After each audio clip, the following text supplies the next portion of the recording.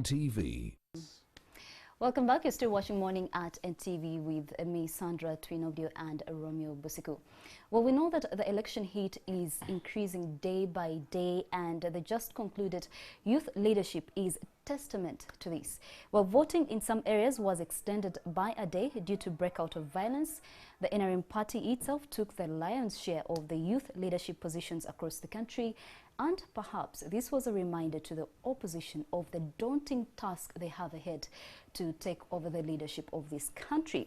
Now, we also saw that the NRM party held its very first virtual delegates conference across its 42 zones that we have had in the country.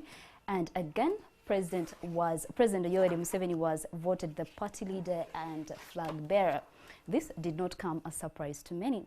We also saw that in the FDC party, through its leader, Engineer Patrick Oboy Amuriat, he publicly expressed his desire to have the former flag bearer, that is retired Colonel Kizza Besigye, as their pick yet again. However, Besigye remains non-committal. So yesterday, we also saw Waswa Birigwa pick forms for the party flag bearer for the FDC, and others are yet to come. Especially today, we are waiting to see if Kizza Besigye will come forward and actually pick these nomination forms. So this morning, we actually have one of the presidential aspirants, and that is Mr. Moses Byamugisha, to discuss this and more, and most importantly, to understand why he is coming through as an independent candidate for the presidential seat. So welcome to Morning at NTV. Thank you. I'm happy to be here. And we're happy to have you. Well, we know that you have been in the FDC party, at least as far back as 2001, when it was still Reform Agenda. And would want to understand your role in the FDC party. My role in the FDC party has largely been to do especially with young people and students in especially institutions of higher learning.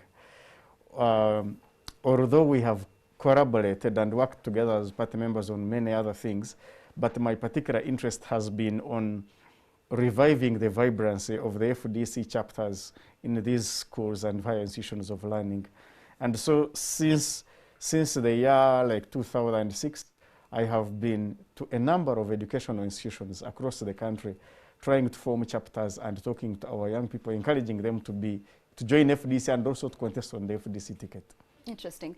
Well, the recently concluded national youth leadership elections, we saw that the FDC party performed poorly.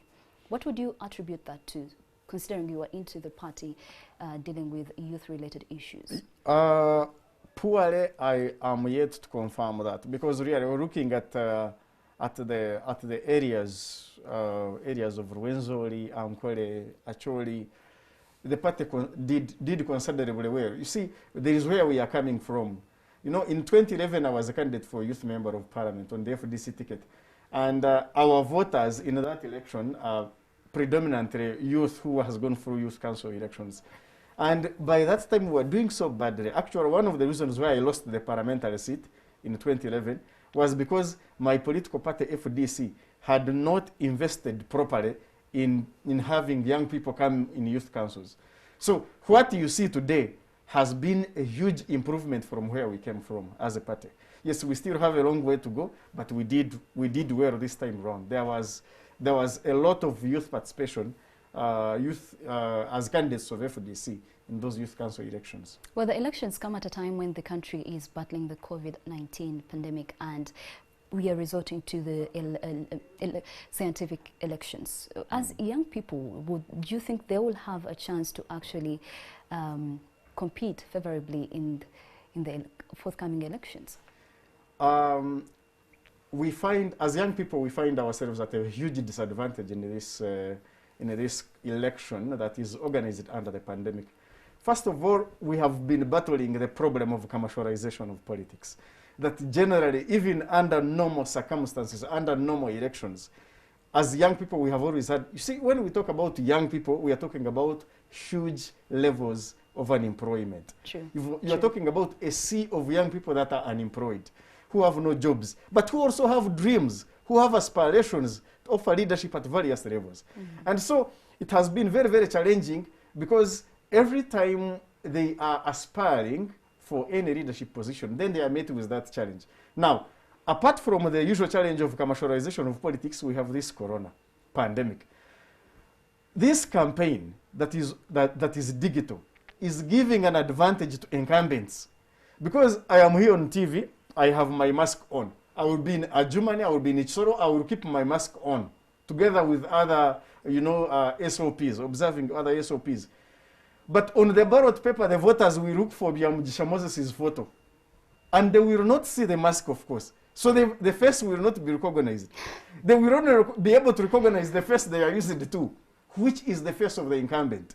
And so all of those are disadvantages that we meet as new entrants on the political scene. It's going to be very, very challenging. Secondly is the issue of, now the aspect of commercialization is doubled. Because you see, for me to be able to campaign on social media, on radios, on TV, yes, we appreciate media houses like NTV that are doing the civic duty to give an equal platform to all Ugandans. But as a candidate who intends to win, I need to do an extra effort. I cannot depend on the goodwill of NTV for me to air out my views. I have got to do an extra effort to reach out to people. And that is where it is going to be very, very challenging. So it's hard, but this is our country.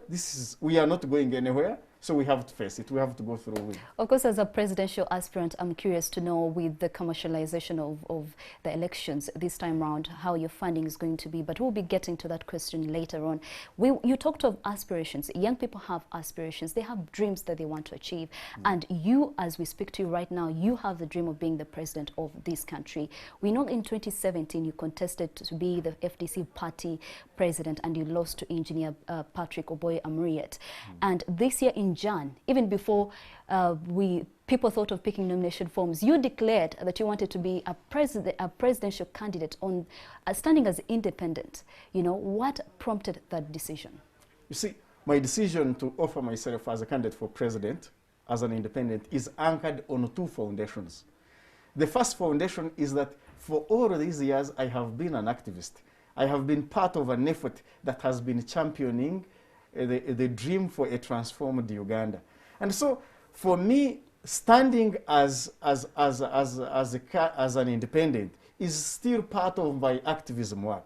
You see, every time you see us on the street with those banners, maneras, we always have some messages we write there. But because of the numerous tear gas and bullets and what have you, sometimes the messages we always have on those placards is swept away in the smoke of tear gas.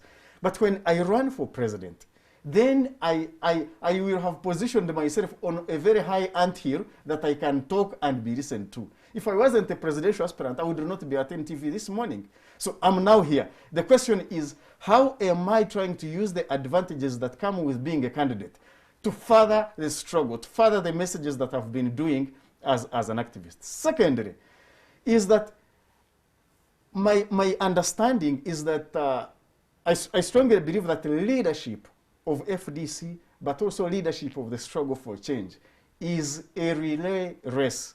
You know the relays, where you have a baton, Mr. Romeo runs and he gives it to you, and then you run, you give it to me. If you are the one who is the baton, and I'm supposed to be receiving it, or I'm considering myself to be one of the people that should receive that baton, in relays, you can't just stand still when you're going to receive it. There is a way you warm. You even put your hand behind, you even make a step or two behind, and warm. You make even people on the sidelines of the pitch get an impression that you are ready to receive it. My decision to run for president this time round is because I believe that there are things that I need to work on in terms of leadership credentials, and being a candidate in this race is going to make me a better person. That at a time when the struggle or the party or this country will look for alternative leaders, I will be very ready to offer leadership. Interesting. You picked the nomination forms and you're waiting to be confirmed. So you talk of the activism work that you do. In the event that the Electoral Commission comes back with a negative, not a very positive, consideration, what happens after?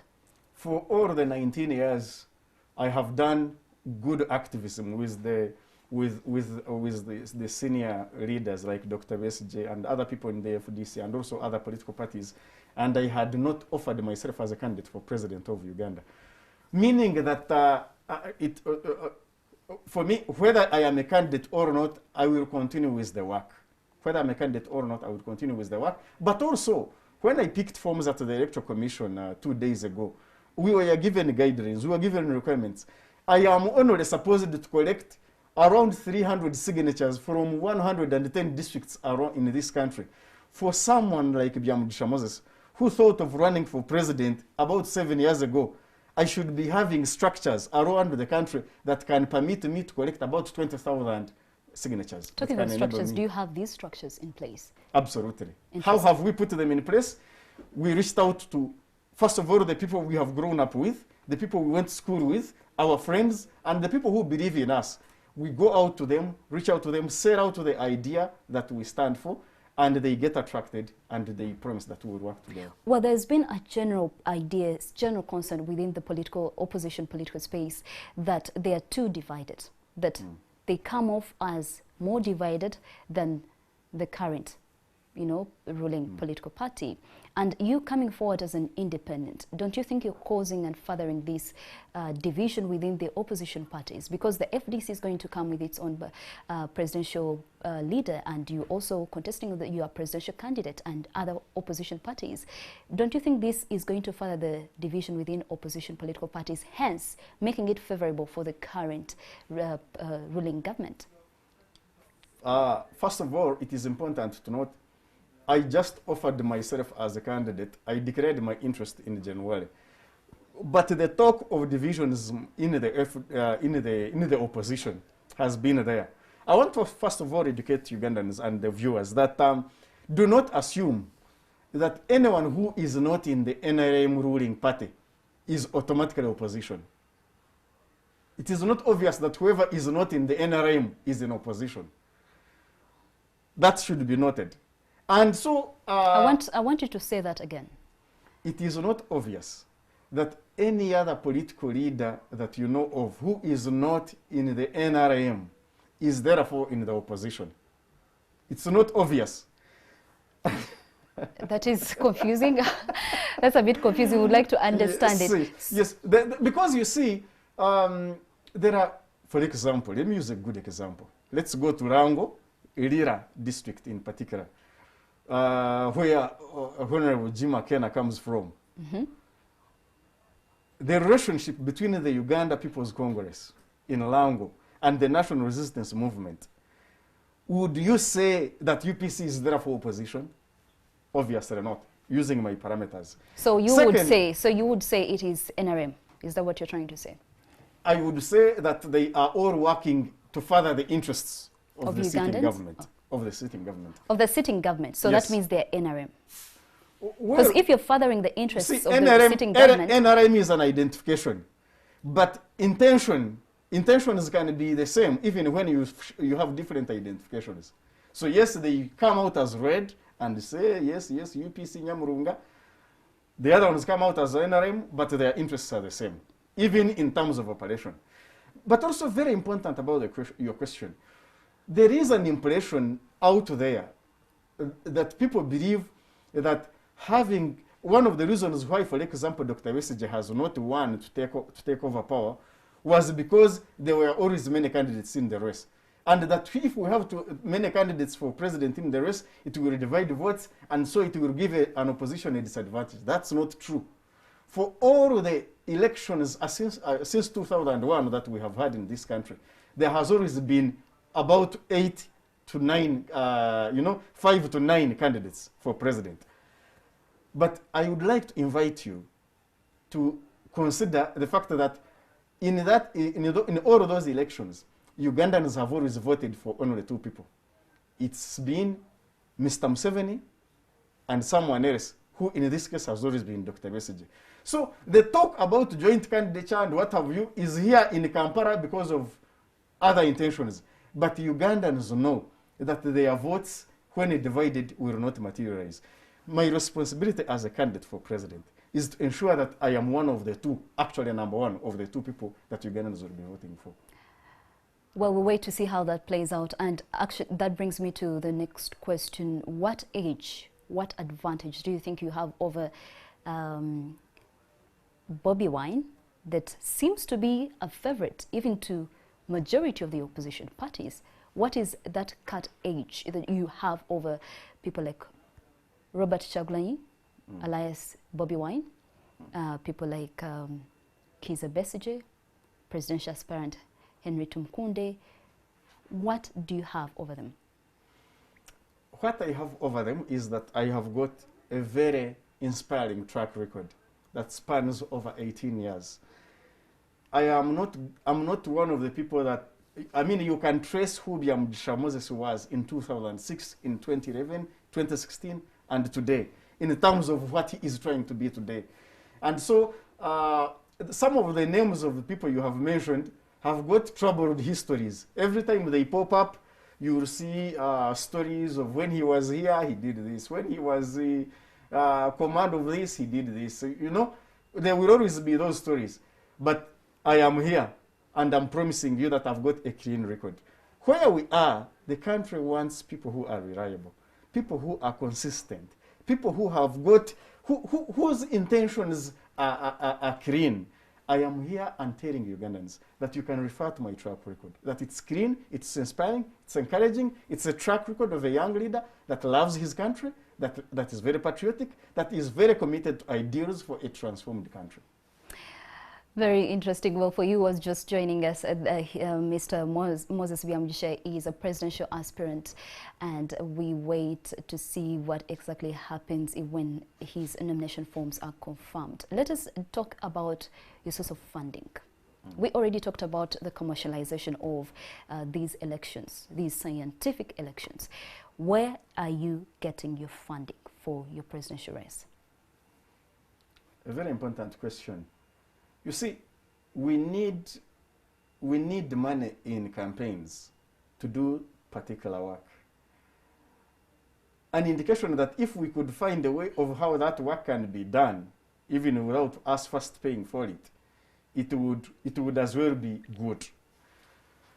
When I got the desire to run for president this time around, which was many years ago, I sat down and looked at what it takes to run for president.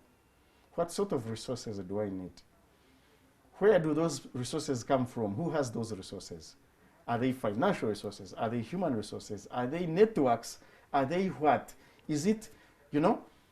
And so I categorized the resources that I need, and I identified the people that could be having those resources or who can do those responsibilities. You see, there are over 45 presidential aspirants today in this country.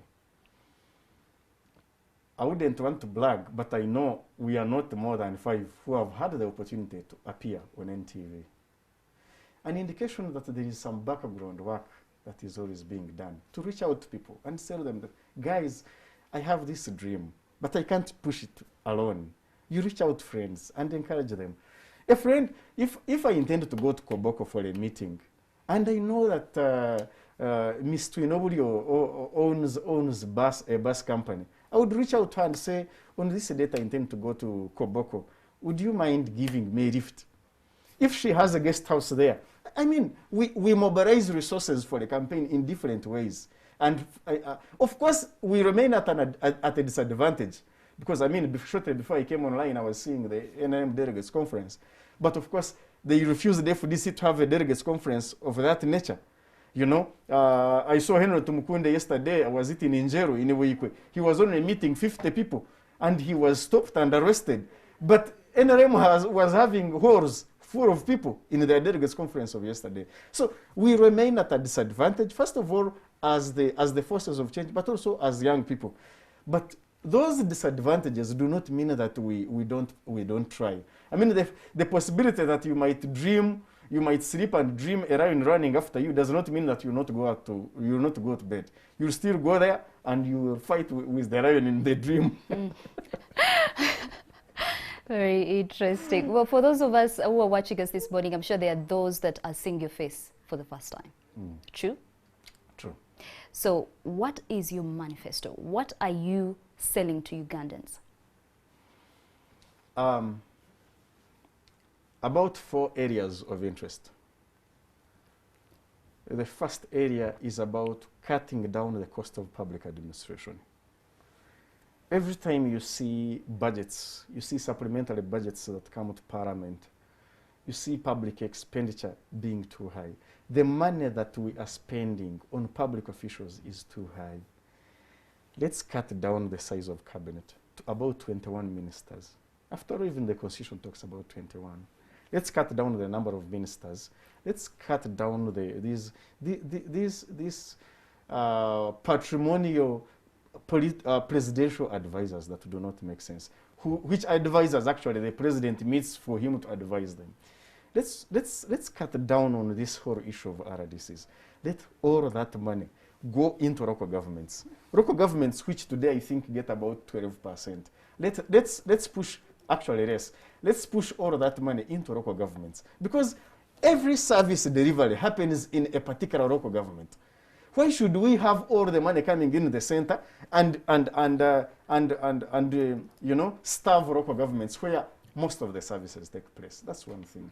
Secondly, for us to be able to increase production, we must have healthy people. The population must be healthy. So there is going to be a deliberate effort to revive, to give health to our health system. You know, to make sure that our health system is reformed. So that when someone falls sick, when he goes to the hospital, he is able to find a Panadol, a Coartem, and he does not spend 4 days sleeping. Those 4 days he's sleeping over malaria are 4 days of not working in the garden.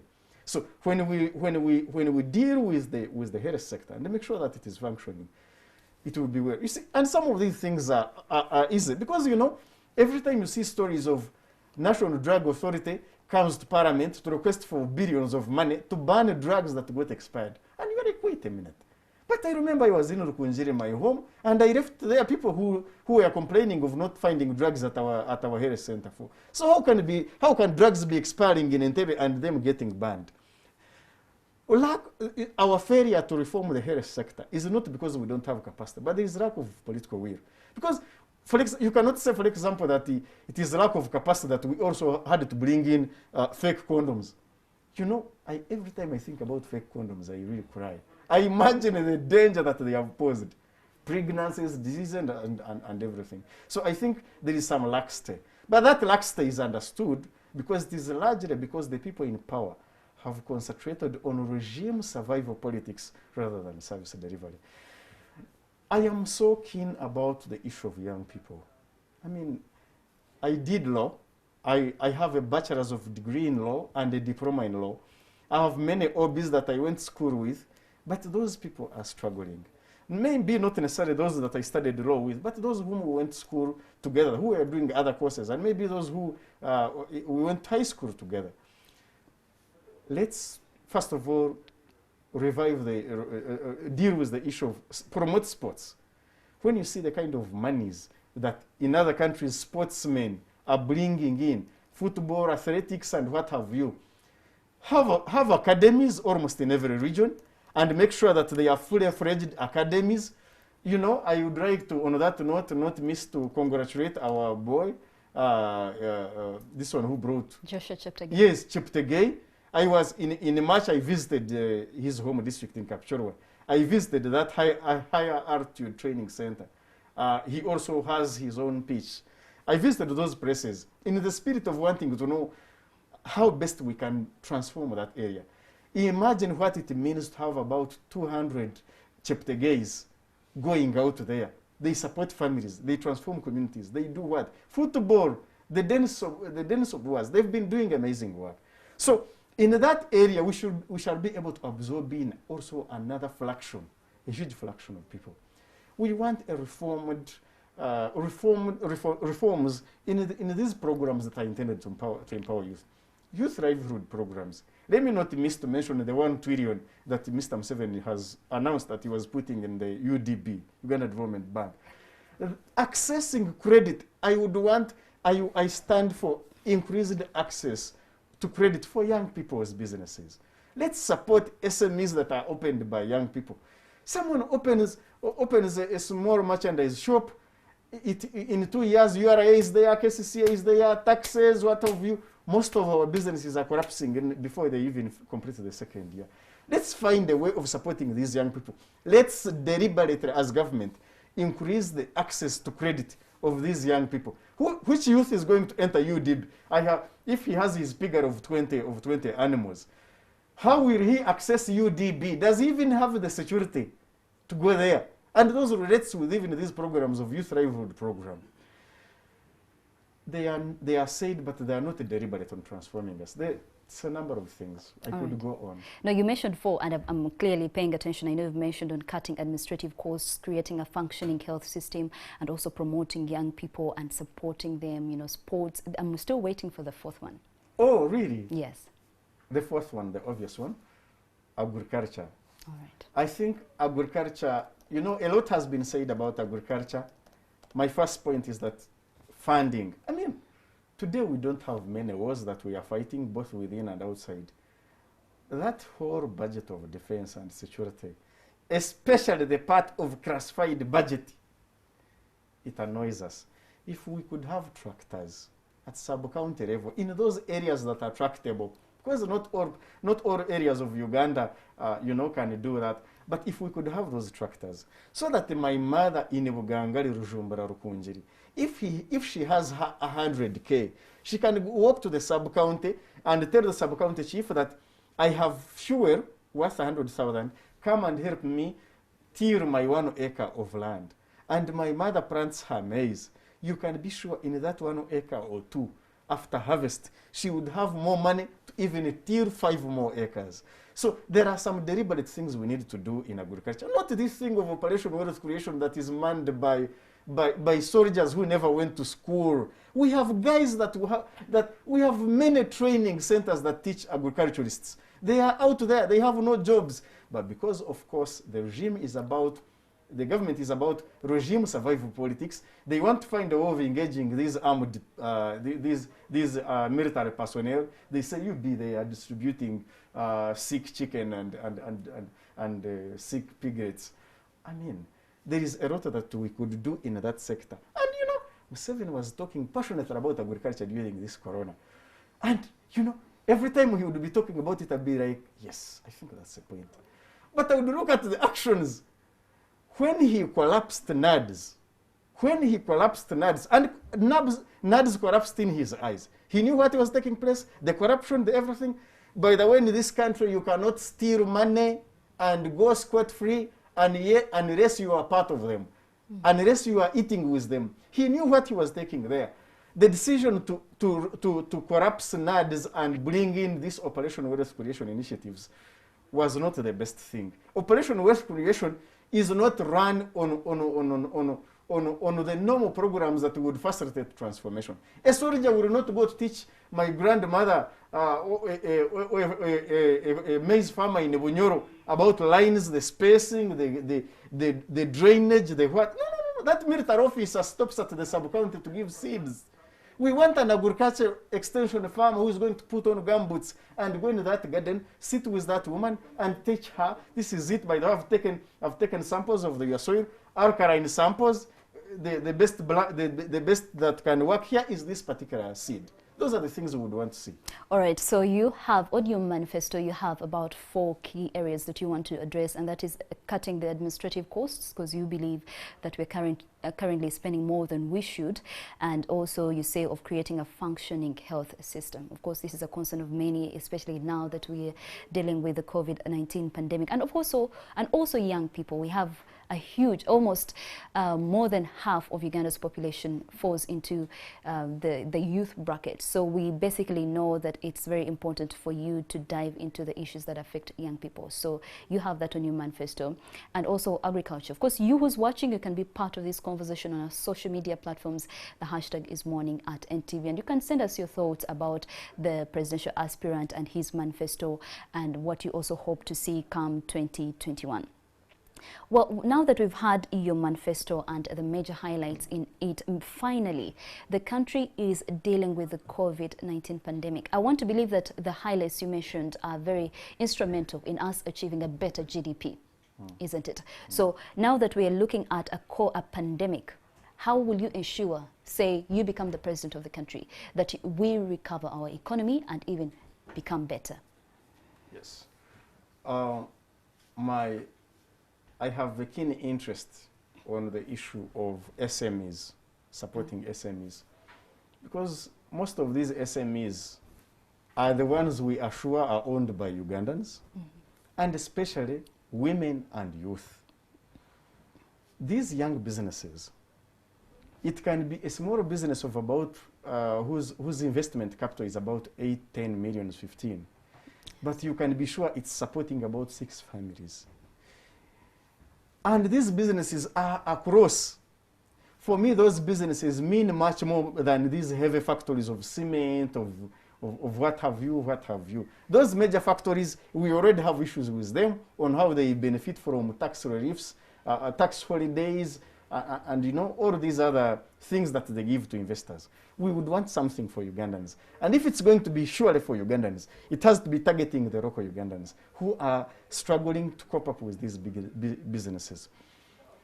Let's put more money in microfinance support center. Because at least in that microfinance support center, circles, these circles of those women, of those youth, of these local people, they are able to come to microfinance support center to get those loans, which are revolving, you know. And so for me, those are some of the areas. Then, of course, we have to deal with corruption.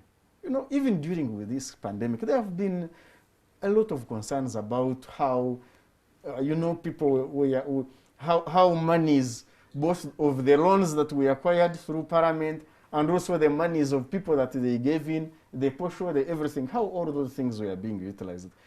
Government, people don't have confidence in government. And so if we deal with corruption and support these businesses, it will in a way raise the confidence of Ugandans in whichever government that will be there. And so I think we will have put this country on the right track. All right. Thank you so much, Mr. Moses Byamugisha, for coming to our studios this morning. And he is a presidential aspirant on the independent ticket, giving us his manifesto and also his aspirations, which of course include the health system of the country, to improve it and better it, you know, and also promoting young people in the country, considering that we do have a huge number of the half of Uganda's population belongs to the young people. Thank you all for joining us, and of course, Morning at NTV continues.